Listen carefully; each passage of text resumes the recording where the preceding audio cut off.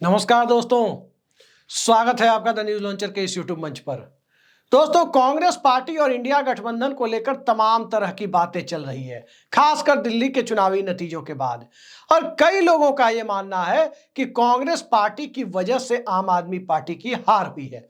लेकिन कांग्रेस पार्टी तो पिछले दोनों बार विधानसभा चुनाव लड़ी थी और इस बार जो कांग्रेस को वोट मिले हैं वो पिछली बार की तुलना में तकरीबन 1.5% वोट ही ज्यादा है।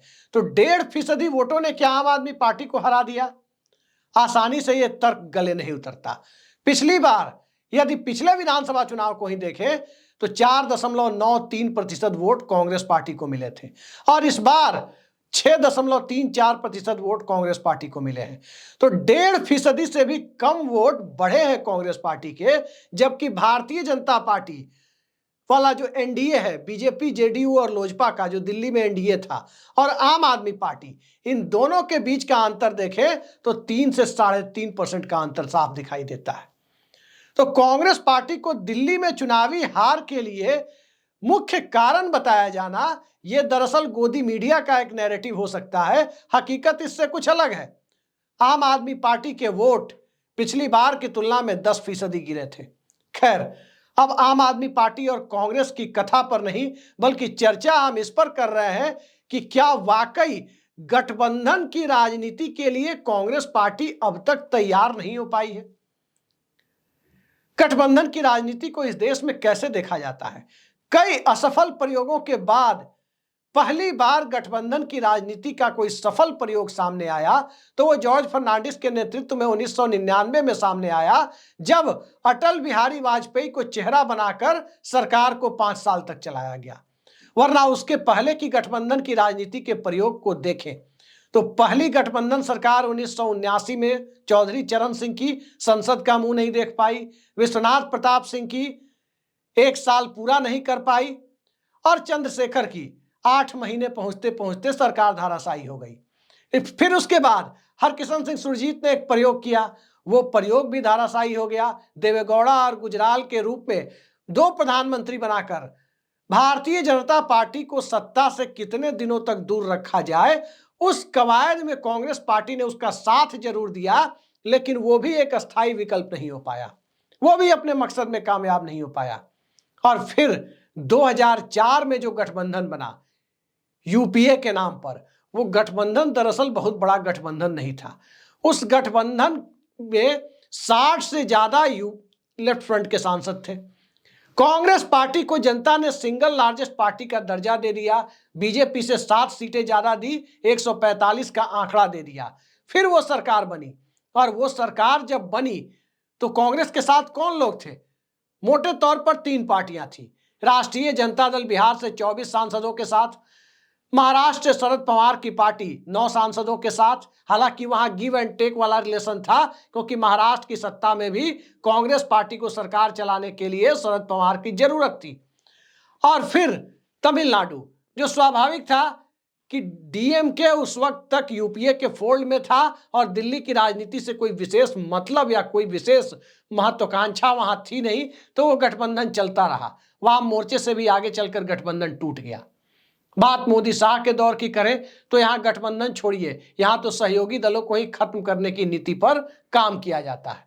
खैर, कांग्रेस पार्टी और गठबंधन की राजनीति पर हम चर्चा कर रहे हैं कि आखिर गठबंधन की राजनीति में कांग्रेस पार्टी अपनी गांठें सुलझा नहीं पाती या कहीं ना कहीं कुछ फंडामेंटल्स में दिक्कत है। तो एक बात तो माननी पड़ेगी कि कांग्रेस ने लंबे वक्त तक इस देश में बहुमत का राज चलाया है और बहुमत का राज चलाने के कारण स्वाभाविक है कि जो कोalition पॉलिटिक्स होती है, न्यूनतम साझा कार्यक्रम वाली राजनीति होती है, 4 साल में जिस तरह से लेफ्ट फ्रंट ने यूपीए 1 के हाथ बांधे रखे, तमाम नीतियां अपने पक्ष में झुकाकर बनाई, उसके बाद से कांग्रेस पार्टी पूरी तरह से गठबंधन की राजनीति में अभी भी महारत हासिल नहीं कर पाई है। इस बात को तो स्वीकार किया जा सकता है, कोई दिक्कत नहीं है इसे स्वीकार करने में, क्योंकि कांग्रेस के गठबंधन प्रयोग की एक वानगी अगर आपको देखनी हो, वो कहां से दिखती है? जब अटल बिहारी वाजपेयी की सरकार 1 वोट से गिरी थी और उसके बाद सोनिया गांधी ने सरकार बनाने का दावा पेश करने की तैयारी की। राष्ट्रपति भवन जाकर कह दिया कि 272 का आंकड़ा भी मौजूद है। राष्ट्रपति भवन से समय भी मिला, लेकिन 233 से 233 से आगे वो नहीं बढ़ पाई। कारण क्या था? समाजवादी पार्टी, आरएसपी और फॉरवर्ड ब्लॉक के द्वारा उनका समर्थन नहीं किया जाना। और उसके पीछे का कारण क्या था? दरअसल कांग्रेस पार्टी उस वक्त एक स्पष्ट नीति पर चल रही थी। पचमढ़ी अधिवेशन में जो उसने तय किया था, उसी लीग पर चल रही थी कि सरकार बनाएगी तो कांग्रेस बनाएगी, बाकी सहयोगी दल उसे बाहर से समर्थन देंगे। सत्ता में हिस्सेदारी देने को तैयार नहीं थी, और सत्ता में हिस्सेदारी देने को तैयार नहीं थी तो अटल बिहारी वाजपेयी की सरकार को गिराने के लिए तो जो दल इकट्ठे थे वो आ गए, लेकिन कांग्रेस के नेतृत्व में सरकार बनाने के लिए कोई सामने नहीं आया। उसके बाद कांग्रेस ने अपनी रणनीति को बदला और सत्ता में हिस्सेदारी की बात भी शुरू की। कैसे? 2004 के यूपीए प्रयोग से। कैसे? 2009 के प्रयोग से। लेकिन 2009 में 200 से ऊपर का आंकड़ा आ गया और भारतीय जनता पार्टी बहुत पीछे थी, लिहाजा सरकार चलाने के लिए आंकड़ों की दिक्कत नहीं थी। अब असली गठबंधन का टेस्ट होना था, जब नरेंद्र मोदी के नेतृत्व में 2 बार बहुमत मिल गया और तीसरी बार भी येन केन प्रकारेण भारतीय जनता पार्टी की एक लंगड़ी सरकार, 2 बैसाखियों पर टिकी हुई सरकार बन गई। यहां गठबंधन की राजनीति का असली लिटमस टेस्ट होना है कि कांग्रेस पार्टी गठबंधन के लिए कितनी इच्छुक है। इस बात से हम इनकार नहीं कर सकते, यह पूरी तरह से सही बात है कि कांग्रेस पार्टी के जनाधार में से ही अपना अपना हिस्सा लेकर, कभी मंडल के सहारे तो कभी कांसीराम की सियासत के सहारे तो कभी क्षेत्रीय अस्मिता के सहारे तो कभी किसी और वजह से, इस देश में जो भी दल, वाम दलों को छोड़कर आप बाकी सभी दलों की बात करें तो कांग्रेस पार्टी के जनाधार को ही तोड़कर अपनी सियासत उन्होंने की। यह बात बिल्कुल सही है। कांग्रेस के वोट बैंक का बड़ा हिस्सा वो अपने पाले में ले गए और एक विनिंग कॉम्बिनेशन या सियासत में टिकने लायक कॉम्बिनेशन बनाया। उसके आधार पर उनकी सरकार या राजनीति या दोनों चल रही है, ये बात भी बिल्कुल सही है। लेकिन अब उस बात को लेकर कांग्रेस पार्टी यदि उस तरह से राजनीति करे कि हां, कभी हमारे पास हाथी हुआ करता था, अब हाथी के पैर में बांधने वाला चेन है, तो सियासत उस ढंग से हो नहीं सकती। हिंदुस्तान बदल गया। कांग्रेस पार्टी 414 के आंकड़े से 44 के आंकड़े तक भी पहुंच गई और 99 तक किसी प्रकार सहयोगी दलों के बूते इस बार पहुंच गई। सवाल यह है कि कांग्रेस पार्टी के फंडामेंटल्स में दिक्कत कहां है। सवाल यह है कि गठबंधन की राजनीति में कांग्रेस पार्टी टिक क्यों नहीं पा रही। तो कांग्रेस के फंडामेंटल्स में जो दिक्कत दिखाई दे रही है वो यही है कि जिन राज्यों में कांग्रेस बनाम भाजपा का मुकाबला है, वहां पर कांग्रेस पार्टी बहुत सफल नहीं हो रही। जहां भाजपा की सरकार है वहां पूरी तरह साफ, जहां कांग्रेस की अपनी सरकार है वहां भी कई जगह साफ तो कई जगह हाफ, वो स्थिति दिखाई दे रही है। मसलन तेलंगाना में भाजपा बराबरी की सीटें ले आई, कर्नाटक में सत्ता के बावजूद लोकसभा में भाजपा ने बढ़त बना ली, राजस्थान में जितनी सीटों की उम्मीद थी उतनी मिली नहीं, हिमाचल में सत्ता के बावजूद खाता नहीं खुला लोकसभा में, और मध्य प्रदेश, छत्तीसगढ़, गुजरात, इन राज्यों की तो बात ही छोड़ दीजिए, क्योंकि यहां पर भारतीय जनता पार्टी लंबे समय से काबिज रही। बीच बीच में कांग्रेस आती भी रही मध्य प्रदेश, छत्तीसगढ़ में, लेकिन लोकसभा के लायक जो समीकरण होता है, जो राजनीति होती है, उसको कांग्रेस पार्टी साध नहीं पाई। सहयोगी दलों के साथ गठबंधन में एक रस्साकसी है, उसके साथ वो सुविधा नहीं है जो नीतीश कुमार को भाजपा या राजद के साथ मिलकर जो सुविधा है। क्योंकि कांग्रेस पार्टी के साथ जो दिक्कत है वही दिक्कत है कि राजद के साथ, सपा के साथ, टीएमसी के साथ, मोटे तौर पर यही अलायंस दक्षिण भारत के बाहर उसके दिखाई देते हैं। और इन तीनों अलायंस में अल्पसंख्यक वोटर एक बहुत बड़ा फैक्टर है, बहुत बड़ा फैक्टर है माइनॉरिटी वोटर।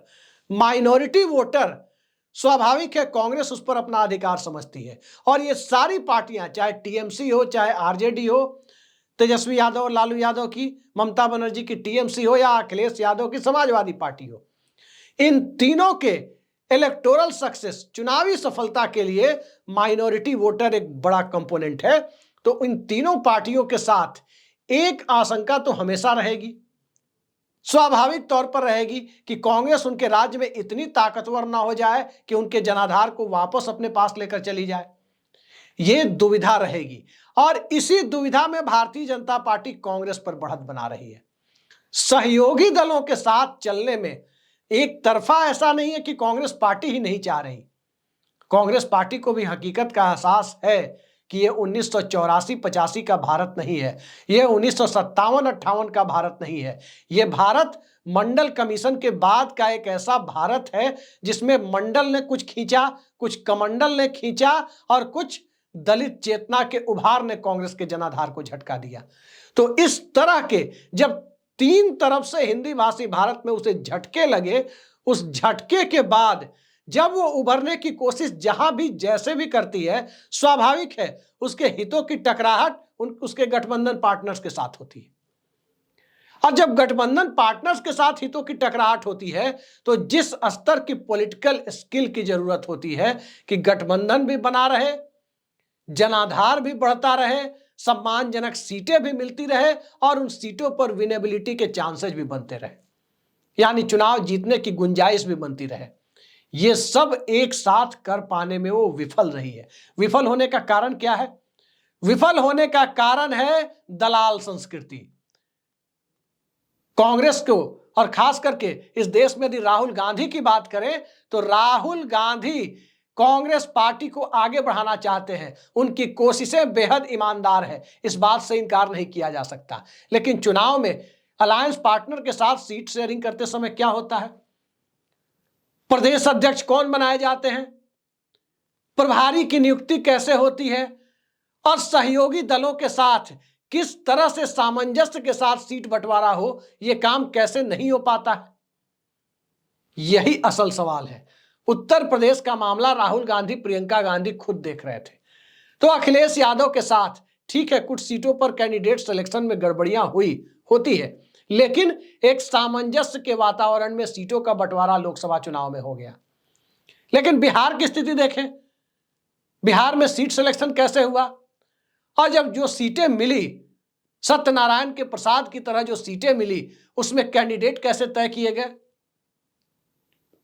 पुत्र मोह, उसके अलावे भी बहुत सारे मोह, इन सब को लेकर कैंडिडेट सिलेक्शन हुआ। सवाल यह है कि जो पार्टियां आरएसएस, बीजेपी या कम्युनिस्ट पार्टियों की तरह कैडर आधारित पार्टियां नहीं है, वो पार्टियां चलती है प्रॉमिसिंग लीडर के सामने आने से, जनरेशनल शिफ्ट समय पर होने से। हिंदी में कहें तो उदयमान नेताओं को, संभावनाशील नेताओं को समय रहते ग्रूम करके सामने लाने से, इन सब चीजों से और सांगठनिक तौर पर प्रदेश में मजबूत नेतृत्व पैदा करने से, जैसे एक जमाने में वाईएस राजशेखर रेड्डी के नेतृत्व में कांग्रेस ने पैदा किया था आंध्र प्रदेश में, अविभाजित आंध्र प्रदेश में, और चंद्रबाबू नायडू का साइबराबाद और हैदराबाद प्रयोग राजनीतिक तौर पर फेल हो गया था। वो स्थिति उत्तर भारत में क्यों नहीं बन रही?